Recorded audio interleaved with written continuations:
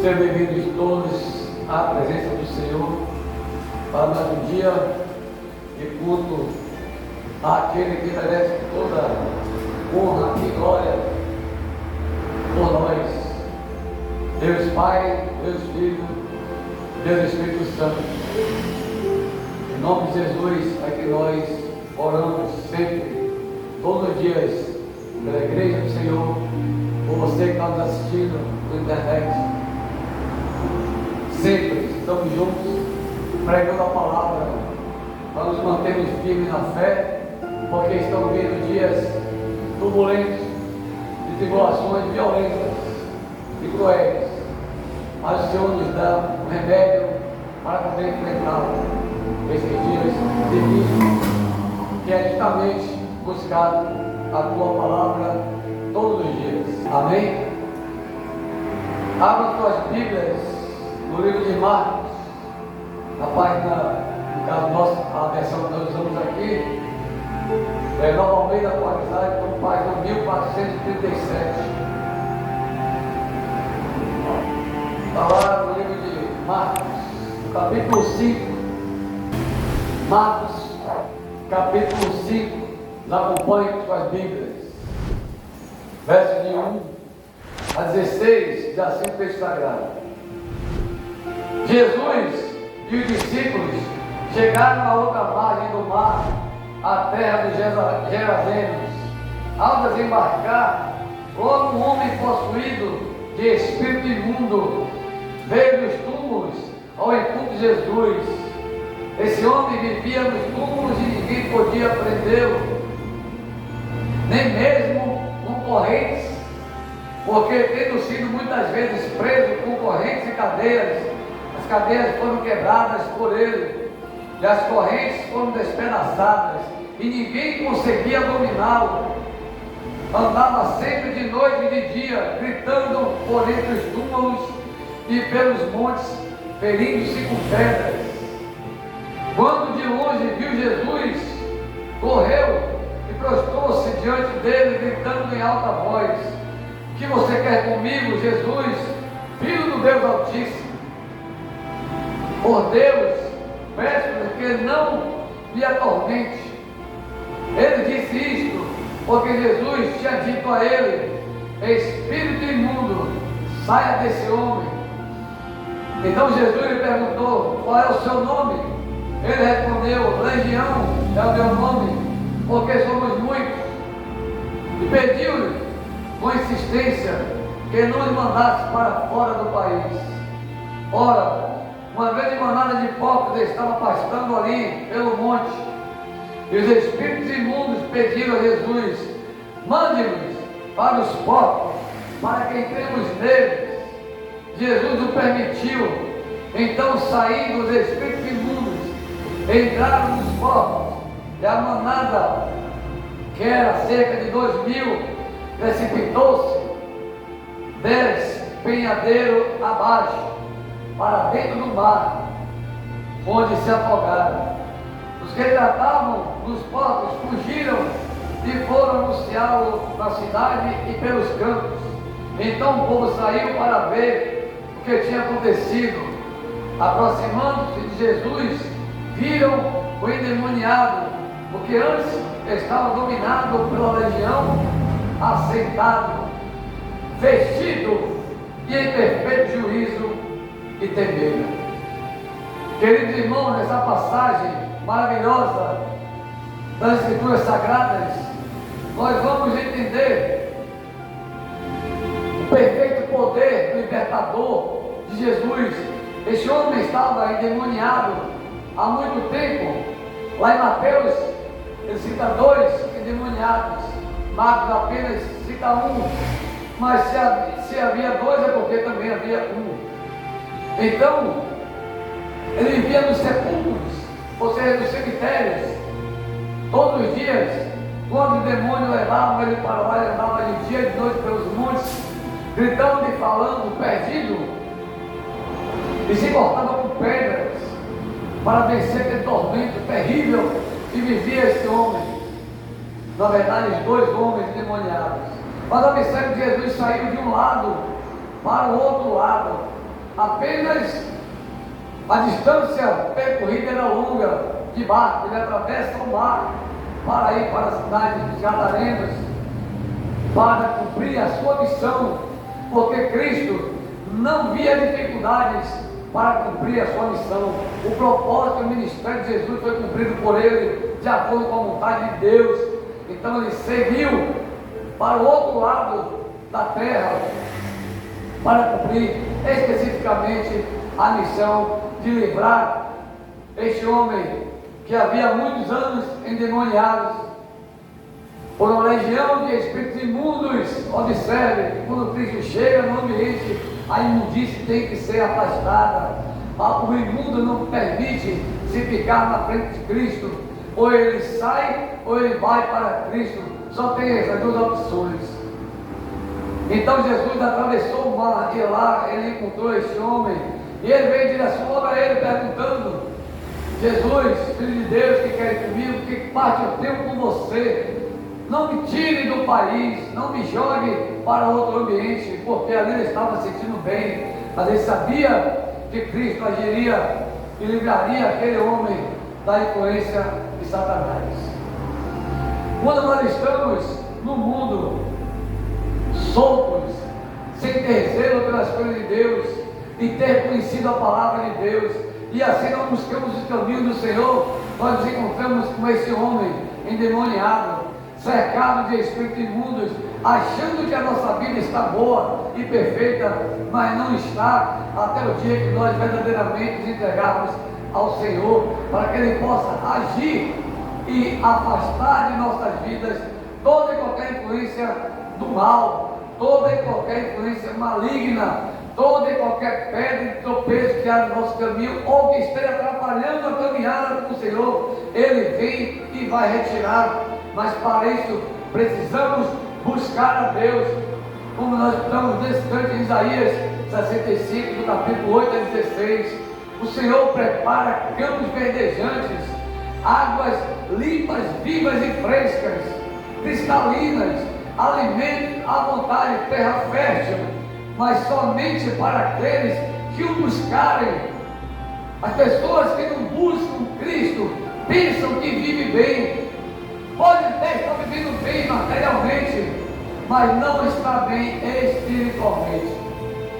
Mas o Senhor vai dizer para nós que se nós quisermos estar nesse ambiente limpo, agradável, com a terra fértil, tudo que se planta dá água limpa, para estarmos flutuando com o Senhor, precisamos estar caminhando verdadeiramente com Ele.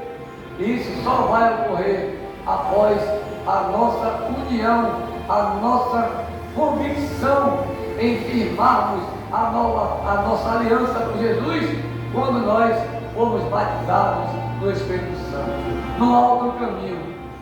E aqui nós vamos entender essa passagem bela, o poder perfeito e libertador de Cristo.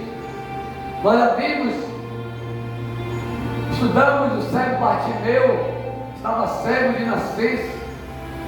Jesus cura, pergunta, dá opção para ele: o que queres que eu te faça? Ele disse: Senhor, eu quero enxergar novamente. Jesus então faz com que ele enxergue. E assim Cristo foi fazendo durante toda a sua caminhada, salvando, tirando as pessoas do mau caminho e dando uma nova oportunidade para que eles estivessem perante ao Senhor, aceitando o reino de Deus verdadeiramente nos seus corações. Enquanto não fizermos isso, não estaremos prontos para seguir a Cristo. Precisamos verdadeiramente começar a internalizar o que nós queremos para poder receber esse poder libertador maravilhoso e perfeito de Jesus. Amém? Duas coisas importantes acontecem nesse texto, onde Jesus chega no ambiente e liberta o teu povo. Mas está aqui, ele estava agora, ele andava nu e andava jogado, e agora ele vai se encontrar vestido, né? Ele vai encontrar agora com nova vestimenta. Quando as pessoas veem, no verso 15, aproximando de Jesus, vive o endemoniado, porque antes estava dominado pela legião e andava nu. ele agora estava assentado, vestido em perfeito juízo. E as pessoas temeram, porque será um homem que ficou tantos anos endemoniado.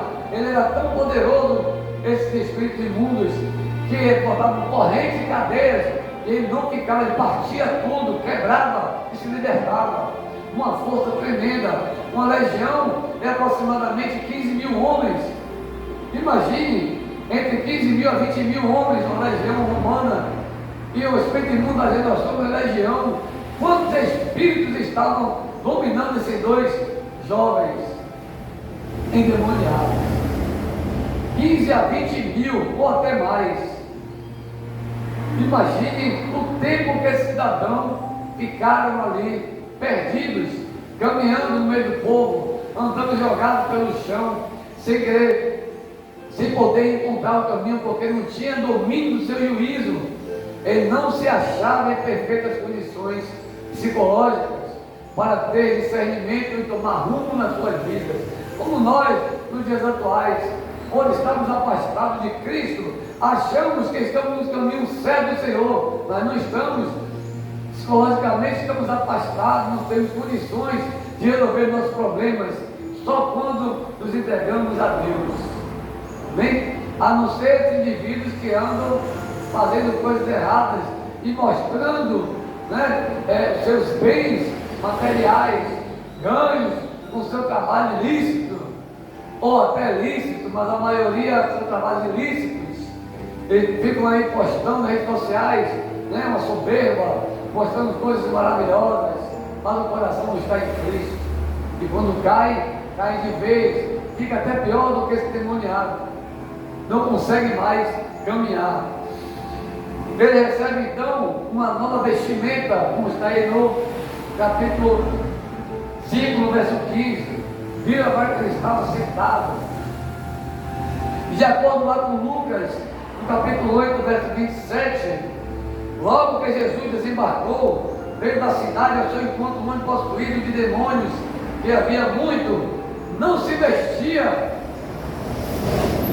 Mas Lucas vai mostrar, ele não se vestia, nem habitava em casa alguma, porém vivia nos túmulos, ou seja, nos sepulcros.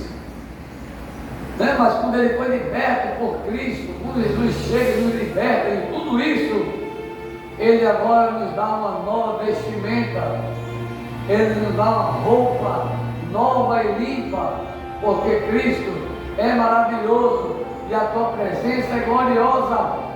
Ele é o único que tem poder para fazer essas coisas em nossas vidas, poder perfeito e libertador. Quando nós estamos libertos de Jesus, a nossa velha natureza vai embora, nós somos agora novas criaturas, revestidas de poder do Espírito Santo e vestidos com roupas limpas e alvas, mais que a neve.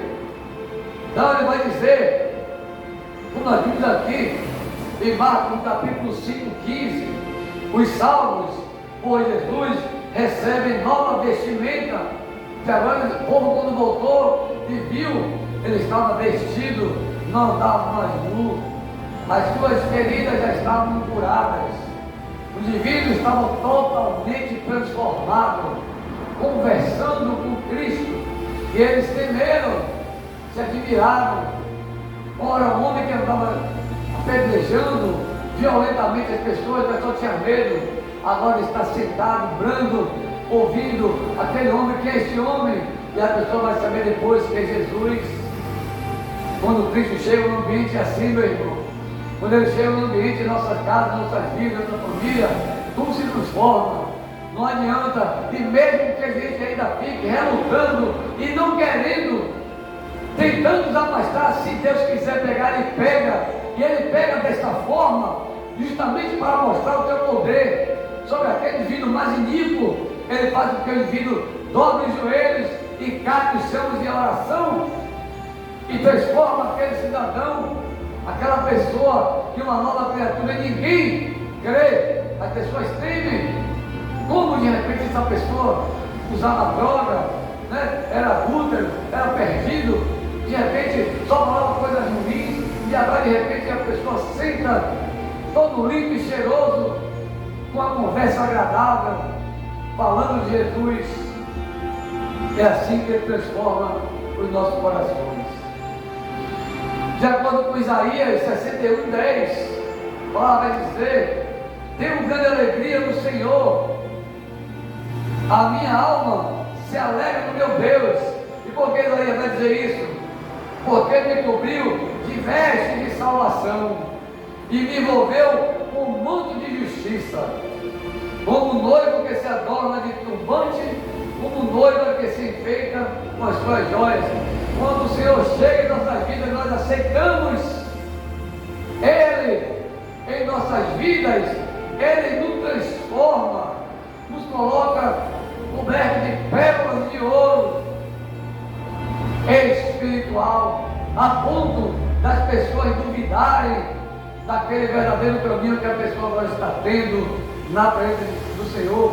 Olha que Isaías vai dizer: porque me cobriu de vestes de salvação e me envolveu com o seu manto de justiça. Deus é paz, Jesus é paz, o Espírito Santo é paz. Quando Ele chega em nossas vidas, é para transformar de vez. E é por isso que nós temos que crer e confiar no Senhor, porque as tribulações que iremos enfrentar não serão poucas, serão muitas, violentas. Será derramado sangue, que a própria Bíblia diz: não há paz sem derramamento de sangue, não há vitória sem derramamento de sangue.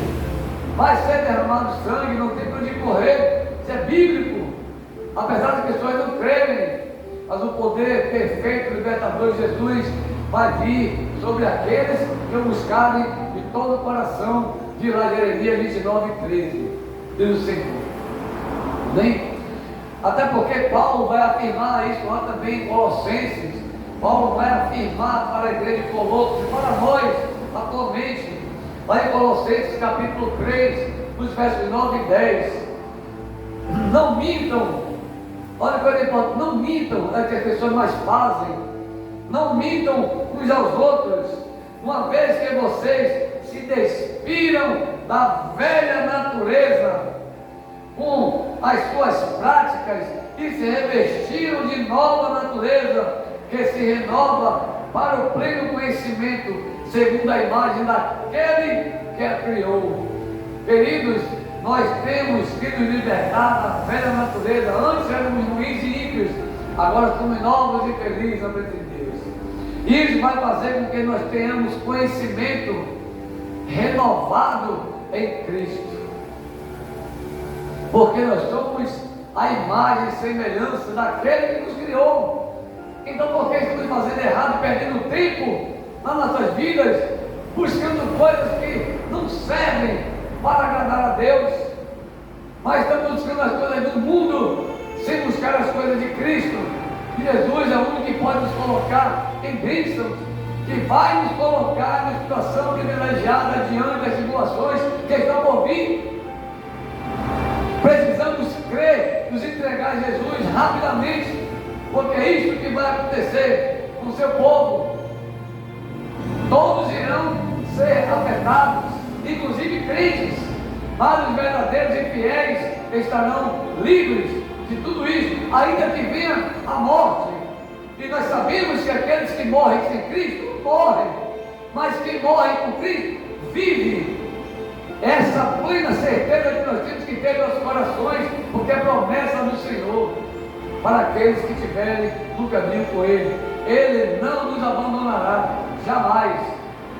E estaremos então num lugar maravilhoso ao lado dele. Ah, mas eu vou morrer, vou ficar aqui. E quem quer ficar aqui nesse mundo turbulento? Quem é que não quer ter paz, uma vida plena? Essa vida que nós queremos, de depravação, de adultério, de prostituição, dessas leis malignas que estão sendo aí todo dia decretadas, a perversidade, a usura, a ganância, deixando o povo na miséria, fazendo com que as pessoas vivam na miséria para terem poder e dinheiro, mas esquece que todos vamos morrer e o dinheiro vai se perder, vai apodrecer junto com o corpo. Então, o que eu sugiro que que vocês busquem a Cristo, porque esse é o único caminho. Nós não podemos obrigar ninguém, porque Cristo não obrigou ninguém a segui-lo. Mas se estivermos com Ele, estaremos mais tranquilos, querendo crer ou não, isso é fato e é promessa de Deus. Até porque as coisas já estão se cumprindo. Mateus 24 está se cumprindo. Apocalipse 13 está se cumprindo. Apocalipse 20 está se cumprindo. Apocalipse 13 já está se cumprindo. Mas as pessoas estão fazendo vista grossa, achando que Deus é fantasia. Estão zombando, as pessoas estão zombando, estão caindo e vão cair mais ainda. Lá em Efésios, no capítulo 4, 22 e 24, o apóstolo Paulo vai nos dizer novamente, afirmando e deixando escrito: quanto à maneira antiga de viver, vocês foram instruídos a deixar de lado a velha natureza, que se corrompe segundo desejos enganosos, a se deixar renovar no espírito do entendimento de vocês e a se revestir da nova natureza, criada segundo Deus, em justiça e retidão, procedentes da verdade. Com esta passagem nós podemos fazer um paralelo com a nossa justiça falida, corrupta, que ao invés de trabalhar para o povo menos favorecido, que eles foram formados para isso, Deus levantou eles para esse fim, contribui com os perversos para maltratar o povo, como agora que foi aí lançado, né? Porque lá em Mateus 24 o Senhor vai deixar escrito: vocês terão fome, a terra terá fome. E nós vimos, estamos vendo nos dias atuais, 10 bilhões foi doado para a cultura, porcaria, e 1 bilhão para o agronegócio. Vocês comem cultura ou comem alimentos? Um absurdo. E esses homens estão contribuindo para isso por causa do poder e dinheiro, mas irão todos cair em nome de Jesus. 10 bilhões para porcarias e 1 bilhão para alimento. E a Bíblia diz: vamos passar fome, vamos ter dificuldades. Ah, por quê, pastor? Lógico, se eu só tenho 1 bilhão para plantar, eu vou ter que aumentar o meu produto no mercado, porque eu não vou ter condições de colher. E para não ter prejuízo, eu tenho que aumentar o produto. E quem tem dinheiro come, quem não tem vai morrer de fome. Vão ter dificuldades. E a palavra de Deus está dizendo isso. Deus, criada segundo Deus, em justiça e retidão, procedentes da verdade, e eles são mentirosos. Nós estamos aqui combatendo o mal, não o homem, que é problema deles. Eles vão cair, é problema deles. E infelizmente vão cair, vão passar por processos dolorosos, porque Deus jamais abandonou o seu povo, e não é agora que Ele vai abandonar. Amém? Jesus promete isso lá em Apocalipse 3, no verso 5. Jesus promete para o povo dele, para aqueles que o buscam com todo amor no coração. É promessa do Senhor Jesus. Apocalipse 3, verso 5: se nós perseverarmos até o fim, o vencedor será assim vestido de branco, e de modo nenhum apagarei o seu nome do livro da vida. Pelo contrário, confessarei o seu nome diante de meu Pai e diante dos anjos. É promessa de Cristo, que morreu na cruz para nos libertar do pecado e da morte de Satanás. Ele promete, a promessa de Deus nunca fica sem ser cumprida. Então tenham fé e creiam. Não estamos desejando que ninguém morra, mas infelizmente eles vão cair. E a culpa não é nossa, a culpa é deles, que não buscam o Senhor, não creem. Jesus é fantasia, Deus é brincadeira, a Bíblia é um livro de contifadas. O problema é deles que pensam assim. Mas nós estamos firmes na fé, promessa de Jesus. Então perseverem, lutem, vamos enfrentar dificuldades, mas temos que estar com Cristo, que sem Cristo não venceremos, mas se estivermos com Ele, promessa dele, que os vencedores serão assim vestidos de branco, e estaremos ao lado dele no reino. Roupas alvas, mas que alegrem. Esse endemoniado também, depois que Jesus chega com seu perfeito poder libertador, dá a ele agora uma nova mentalidade, porque agora está liberto dos demônios, somente está livre, ele agora é um homem lúcido, então ele pode dialogar bem com Cristo e com as outras pessoas, agora está tranquilo e renovado em nome de Jesus, porque de acordo com Lucas, no capítulo 8, verso 29, Jesus havia ordenado ao espírito imundo que saísse do homem, o espírito imundo, pois muitas vezes se havia apoderado dele, e embora procurassem conservá-lo preso com cadeira de corrente, despedaçava tudo, não ficava nada, e era impelido pelo demônio para o deserto, era empurrado, ele corria para o deserto, porque ele não tinha juízo e nem o domínio da sua própria mente e corpo. Mas quando somos libertos por Jesus, irmãos, nos encontramos em perfeito estado de juízo, que Ele nos coloca no caminho com Ele. Esse homem agora ele passa a ter a sua mentalidade nova, liberta, ele agradece, louva, exalta Jesus em agradecimento pela bênção que ele recebeu. É você ser liberto do mau caminho, ser liberto da influência satânica. Você vê sua vida está toda complicada, mas quando Jesus chega, coloca a mão e tira. Nós temos que ser gratos, gratidão, cair de joelhos e orar ao Senhor, agradecer, depois ficar de pé de frente para Ele, ordenando, aguardando a sua ordem, aguardando a ordem, dizendo: eis-me aqui, Senhor, agora estou pronto, uma nova criatura, uma nova vestimenta, uma nova mentalidade para servir o teu propósito. Não importa o que vai acontecer comigo daqui para frente, o importante é estar com Cristo. Isso é que nós temos que fazer. Esse é o comportamento verdadeiro cristão. Mas tem muitos cristãos aí que estão se amedrontando, covardes, mentindo para o Senhor, achando que está tendo vantagem. São os chamados cristãos Nutella. Tem um bocado de crente Nutella. Vai para a igreja todo bonito, enfeitado, para ver se arruma um namorado, um marido ou uma esposa, ou arruma um trabalho, ou arruma um carro. Só querem brincar nas igrejas. Nas verdadeiras igrejas de Cristo, essas pessoas não entram. Mas a maioria das igrejas estão brincando com a palavra de Deus, aceitando com o diálogo falido, o discurso fuleiro, digamos assim.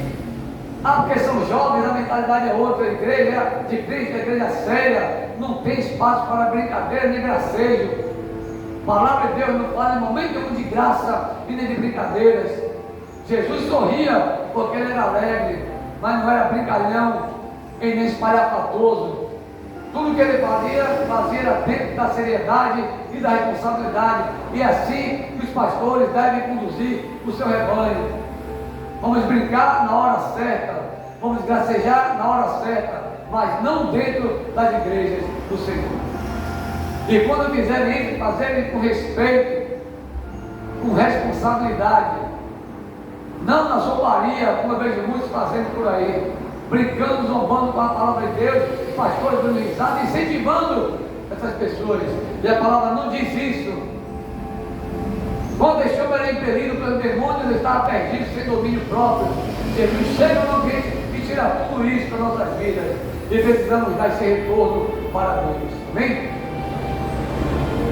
Vai Romanos, no capítulo 12, verso 2, Paulo vai dizer também: e não vivam conforme os padrões deste mundo. Os padrões perversos deste mundo. Não vivam, apesar de vocês estarem no mundo. Mas deixe que Deus os transporte pela renovação da sua mente, para que possa experimentar qual é a boa, agradável e perfeita vontade de Deus. O crente que é salvo, ele recebe renovação de seu entendimento, né? Ele também recebe uma nova mentalidade. Para que isso? Para o papel que estamos desempenhando aqui, para transformar o mundo, a responsabilidade do verdadeiro cristão e das verdadeiras igrejas de Cristo foram levantados para mudar o mundo. Ah, pastor, mas as pessoas não querem entrar na igreja. O problema não é meu, o problema é deles. Mas se estivermos na igreja de Cristo, sejamos sérios, responsáveis, ter zelo com a palavra de Deus, com as coisas de Jesus. Não podemos brincar mais e perder tempo com esses gracejos dentro das igrejas, com essas coisas espalhafatosas, com teatros, muito louvor, muita cantoria, muita zoada, muito barulho, e palavra que é bom para renovar o mundo, nada. Por isso que essas igrejas estão cheias, mas estão perdidas no caminho com o Senhor. Amém? Isso é fato e é bíblico. Paulo vai afirmar lá em Efésios, no capítulo 4, 23, a se deixar renovar no espírito do entendimento de vocês. Devemos nos renovar no espírito do nosso entendimento a cada dia. Ah, pastor, mas isso aí é complicado. Eu não tenho tempo para estudar a Bíblia. Eu só tenho tempo para trabalhar, para fazer as coisas do mundo. Mas não temos tempo para estudar a Bíblia. E o Senhor Jesus e Deus, Ele não ordena que fiquemos 24 horas estudando a Bíblia. Mas todos os comentaristas, todos, em geral, as pessoas que conhecem profundamente a Bíblia, mas não são doutores de nada, porque na verdade não conhecem 100% as Escrituras Sagradas. Comentam coisas que ele acha que deve ser, por entendimento de literatura, tradução de palavras, interpretação de texto. Mas ninguém obriga a ninguém ficar 24 horas orando e estudando, porque nós temos coisas a fazer. Mas também não diz para nos afastarmos. Apenas o Senhor diz: reserve um tempo para estar na presença de Deus. E esse tempo pode ser 2 minutos, pode ser 1 hora, pode ser o dia todo. É você que vai arrumar esse tempo. Deus não nos obriga a estar com Ele, mas diz a nós para reservarmos tempo. Mas nós temos tempo para tantas coisas que não interessam, aliás, que nem somos nada em nossas vidas. Nós não reservamos um tempo para estar com o Senhor. Se você ler apenas um versículo por dia, já está ótimo. Se ler 2 versículos, maravilha. Se ler um capítulo por dia, melhor ainda. E aí você vai tendo gosto pela palavra, que o Espírito Santo vai abrindo o entendimento, vai dando um novo entendimento àqueles que Jesus dá graça e àqueles que se entregam a Cristo. O renovo do entendimento espiritual vem rapidamente em nossas vidas e as coisas começam a ser modificadas. Lá em 1 Coríntios, no capítulo 2, no verso 16, preste bem atenção. Pois quem conheceu a mente do Senhor para que eu possa instruir? Ora, nós conhecemos a mente de Deus. Como é que nós? Quem entre nós conhece o pensamento de Deus que possa instruir a Deus? Ele é o instrutor, Ele é o Criador. Por isso que Paulo está dizendo: pois quem conheceu a mente do Senhor para que possa instruir? Quem foi que teve na cabeça de Jesus? Na cabeça de Deus? Né? Nós, porém, temos a mente de Cristo. E por que temos a mente de Cristo? Porque estamos vivendo Cristo. Seguindo o entendimento de Cristo, nós estaremos em paz. A mente será voltada para as coisas boas, para a humildade, para a caridade, para a bondade, para tudo que é perfeito e agradável a Deus. É essa mente de Cristo que está em nós, sem discussão, sem brigas, sem buscar as coisas ruins que esse mundo oferece e achando que vai somar em nossas vidas coisas positivas, quando não somos. Infelizmente, muitos estão seguindo esse caminho. Os ímpios já são ímpios, O pior é que tem crente seguindo o caminho. Isso que é o mais triste no ambiente para Jesus, amém? Para concluir, a libertação de Jesus, perfeita libertação do poder de Jesus que vem em nossas mentes, ela é perfeita, sempre perfeita e completa, não fica pela metade.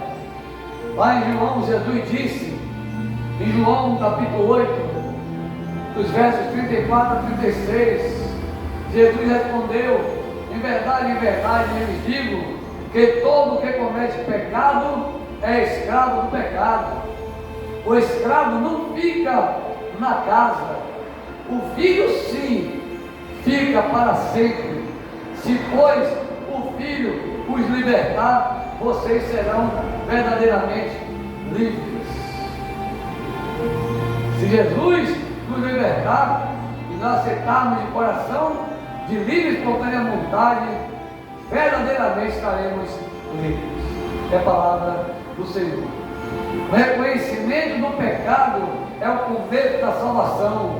Quem disse isso é Martinho Lutero, grande reformador da igreja evangélica.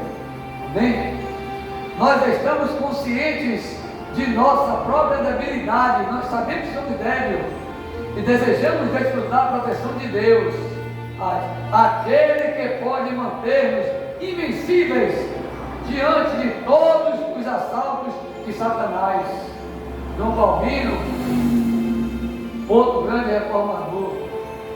Então precisamos estar verdadeiramente na presença de Deus. Deus nos abençoe e nos conduza em paz, hoje e sempre. Eu agradeço pela presença de todos aqueles que estão também nos assistindo pela internet. Em nome de Jesus. Amém?